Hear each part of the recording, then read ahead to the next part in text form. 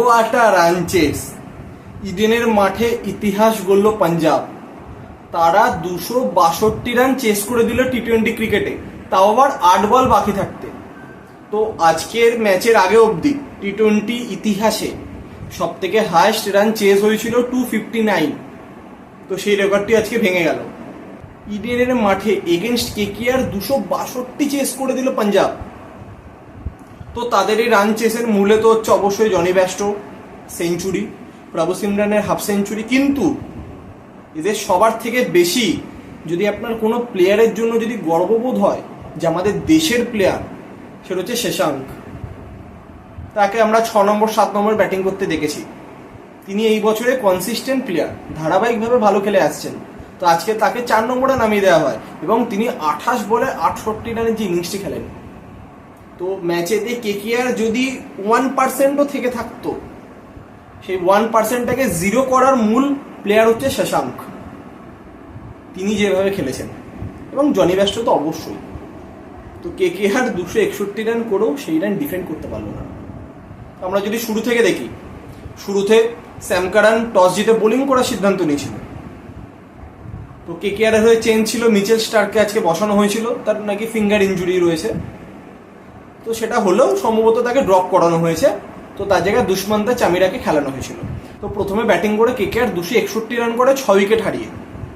তো তাদের এই রান করার মূল যে প্লেয়ার, সেটা হচ্ছে নারিন এবং সল্ট। তাদের যে 138-এর কাছাকাছি যে ওপেনিং পার্টনারশিপটি, তো এখানে যে কেকেআর 261 অব্দি যেতে পেরেছে, তার জন্য অন্যতম তো ক্রেডিট এই দুজনকে দিতেই হবে। এবং এই রানের ক্ষেত্রে ক্রেডিট কিন্তু পাঞ্জাবের ফিল্ডিং। প্রথম পাওয়ার প্লেতে হরপ্রীত ব্রার তিনি নারিনের ক্যাচ ফেলেন, এবং সেই পাওয়ার প্লেতেই স্যাম কারান ফিল সল্টের ক্যাচ ফেলেন, এবং ঠিক পাওয়ার প্লের পরেতে রাবাদা তিনি ফিল সল্টের ক্যাচ ফেলেন। তো সেখানে যদি ওপেনার দুজন যদি পাওয়ার প্লেতে আউট হয়ে যেত, তাহলে রান কিন্তু 261 অব্দি যেত না, এটা একদম ড্যাম শিওর। এবং পাঞ্জাব যে প্ল্যানিং করেছিল, যে বোলিং করার যে প্ল্যানিং করেছিল, কিন্তু তার যে এক্সিকিউশন তারা করতে পারেনি। প্রপার লাইন লেন্থে বোলিং করতে পারেনি। তাদের প্ল্যান ছিল যে স্লোয়ার বল, কিন্তু স্লোয়ার বল যে লেন্থে করা উচিত ছিল তারা সেই লেন্থে করতে পারেনি, সবকটে স্লটে পড়েছে। এবং নারিন সল্ট তারা যা ফর্মে রয়েছে, তারা তার সুযোগ তুলেছে এবং 261 রানটিকে এগিয়ে নিয়ে গেছে। তো প্রথম পার্টনারশিপ ব্রেক হওয়ার পর মাঠে নামানো হয় ভেঙ্কটেশকে। তো তারপর আউট হয় ফিল সল্ট। তো ফিল সল্ট আউট হয়ে যাওয়ার পর মাঠে নামে রাসেল। তো রাসেল 24 রানের মাথায় আর্শদীপের বাউন্সারেতে আউট হয়। তো রাসেল আউট হয়ে যাওয়ার পর নামে শ্রেয়াস। তো তিনি 10 বল 28 রানের একটি ইনিংস খেলে আউট হন। তো তারপর মাঠে নামে রিঙ্কু। তো লাস্ট ওভারে রিঙ্কু হর্ষল প্যাটেলে বলে আউট হয়, এবং লাস্ট বলেতে রান আউট হয় ভেঙ্কটেশ আইয়ার। তো 261 রানে 6 উইকেটে শেষ হয় কেকেআরের ইনিংস। আমরা যদি দেখি কে কত রান করেছে, ফিল সল্ট 37 বলে 75, 6টি 4 6টি 6। নারিন 32 বলে 71, 9টি 4 4টি 6। ভেঙ্কটেশ আইয়ার 23 বলে 39, রাসেল 12 বলে 24, শ্রেয়াস আইয়ার 10 বলে 28, রিঙ্কু 4 বলে 5 এবং রমনদীপ সিং তিনি 3 বলে 6। এবং এখানে গুরুত্বপূর্ণ বোলিংয়েতে তাদের যে মেন স্ট্রাইক বোলার রাবাদা, তিনি প্রচুর রান খেয়েছেন। বা যদি তাদের বোলিংটাও দেখে নিই, 4 ওভারে 60 খেয়েছে স্যাম কারান, 1টি উইকেট নিয়েছে আর্শদীপ, 4 ওভারে 45 2টি উইকেট, হর্ষল প্যাটেল 3 ওভারে 48 1টি উইকেট, 3 ওভারে 52 রাবাদা, রাহুল চাহার 4 ওভারে 33 1টি উইকেট, এবং হরপ্রীত ব্রার 2 ওভারে 21 কোনো উইকেট নেননি। তো এখানে রাহুল চাহার তাদের মধ্যেকার একমাত্র বোলার যিনি ভালো বোলিং করেছেন। তো 262 চেস করতে হতো পাঞ্জাবকে। তাদেরও ব্যাটিং করতে নামে প্রভু সিমরান, যাকে অ্যাজ এ ইম্প্যাক্ট প্লেয়ার নামানো হয়, এবং জনি ব্যাস্টো, যার এই বছর আইপিএলে কন্ট্রিবিউশন ছিল প্রথম 6টি ইনিংসে 96 রান, এবং তারপরে 2টি ইনিংস তাকে ড্রপ করানো হয়। তো আজকে আবার খেলানো হয়েছিল। কিন্তু তারা যে শুরুটা দিয়েছে প্রথম পাওয়ার প্লেতেই, তো সেখানেই কার্যত ম্যাচে তারা ম্যাচটাকে 50-50 সেখানেই করে দিয়েছে। তো ফার্স্ট ওভার দুষ্মন্ত চামিরা আসে, তো তিনি 8 রান খেয়েছিল। তার পরের ওভার হর্ষিত রানা 14 রান খেয়েছিল।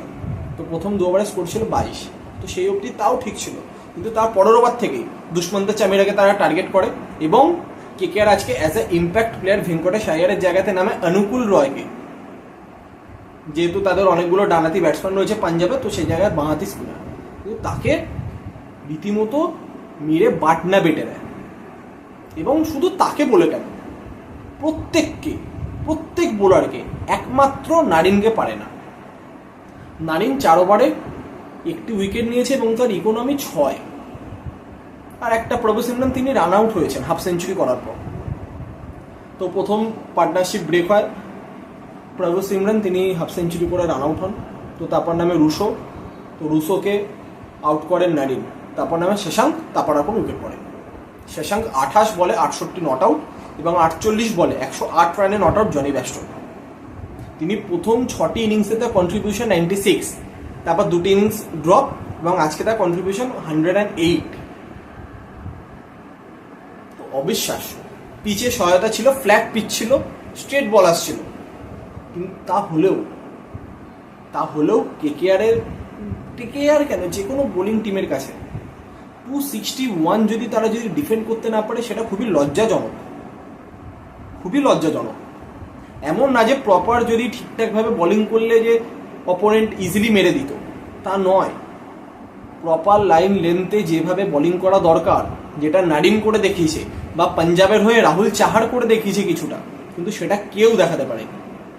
এবং আজকে অনেক আশা নিয়ে দুষ্মন্ত চামিরাকে খেলানো হয়েছিল, তো তিনিও কিচ্ছু করতে পারেনি। আমরা যদি দেখি পাঞ্জাবের হয়ে প্রভু সিমরন 20 বলে 54 রান করেন, 4টি 4, 5টি 6। যে স্টার্টটা তাদের দরকার ছিল সেটা তিনিই দিয়ে দিয়েছেন। তো যাতে জনি ব্যাস্টো প্রথম দিকে কিছুটা টাইম পেয়েছিল নিজেকে সেটেল করার জন্য। তারপর তো জনি ব্যাস্টো 48 বলে 108 ইনিংস, 8টি 4, 9টি 6। তারপর রুশো 16 বলে 26 রানে আউট হয় নারিনে বলে। তারপর শেশাঙ্ক, তার ব্যাপারে নতুন করে আর কিছু বলার নেই। তিনি যত দিন যাচ্ছে নিজেকে সেই লেভেলে নিয়ে যাচ্ছেন। তিনি 28 বলে 68 নট আউট, 2টি 4 মেরেছে, 8টি 6, দাঁড়িয়ে 6 মেরেছে এবং উইনিং হিটটাও তার ব্যাট থেকেই এসছে। এবং কেকেআরে যদি বোলিং দেখি, 3 ওভারে 48 চামিরা, 4 ওভারে 61 হর্ষিত রানা, অনুকূল রায় 2 ওভারে 36, নারিন 4 ওভারে 24 1 উইকেট, বরুণ চক্রবর্তী 3 ওভারে 46, রাসেল 2 ওভারে 36, রমনদীপ সিং তাকে লাস্ট ওভারটি দেওয়া হয়েছিল 19তম ওভারটি, তিনি 4 বলে 9 রান খেয়েছেন। তো এই হচ্ছে আজকের ম্যাচের পুরো সিনারিও। তো অবশ্যই ম্যাচের সেরা জনি ব্যাস্টো, তাহলে দুর্দান্ত ইনিংস। তো কেকেআর এর পয়েন্ট অফ ভিউ থেকে দেখতে গেলে নারিন ছাড়া কেউ কিছু করতে পারেনি। ফিল সল্ট তারা রান করেছে, কিন্তু বোলাররা কেউ তাদের কাজ করতে পারেনি। এবং অবশ্যই এখানে প্রশ্ন থাকবে যে পিচ, কখনো একটা এত বড় লিগে সেখানে এরকম পিচ কিন্তু এক্সপেক্টেড নয়, যেখানে বোলারদের কোনো ভূমিকাই নেই, পুরো ফ্ল্যাট পিচ। তো যেখানে 262 চেস হয়ে যাচ্ছে 8 বল বাকি থাকতে, সেখানে যদি পাঞ্জাব যদি এই ইন্টেন্টে যদি প্রথমে ব্যাটিং করতো, তাহলে তো তারা ইজিলি 290-300 অব্দি যেত। এমন তো না যে একটা কোনো ক্রিকেট ম্যাচে শুধু ব্যাটসম্যানরাই খেলবে, এখানে বোলারদেরও ভূমিকা রয়েছে। এখানে বোলারদের তো মানে পুরো ফ্ল্যাট পিচ, ব্যাটের টাইমিং হলেই 6। আর অবশ্যই ডাইমেনশনের দিক থেকে কিন্তু ইডেন গার্ডেন্স কিন্তু অত বড় মাঠ নয়, সেখানে ইজিলি বাউন্ডারি হয়। আউটফিল্ডে যদি বল বেরিয়ে যায়, তাহলে কারোর ক্ষমতা নেই দৌড়ে সেই বলকে আটকাবে, এতটা ফাস্ট আউটফিল্ড। তো এরকম একটা মাঠে যে এরকম পিচটা কখনো এক্সপেক্টেড নয়, কিন্তু তাও কেকেআরের যা বোলিং কোয়ালিটি রয়েছে, সেখানে কিন্তু তাদের রান ডিফেন্ড করা উচিত ছিল। তারা কোনো একটা বোলার প্রপার লাইন লেন্থে প্রথম থেকে বোলিং করতে পারেনি, সে প্রেশারটাই দিতে পারেনি। দিলে কিন্তু 262 এতটা ইজিলি চেস করতে পারতো না পাঞ্জাব।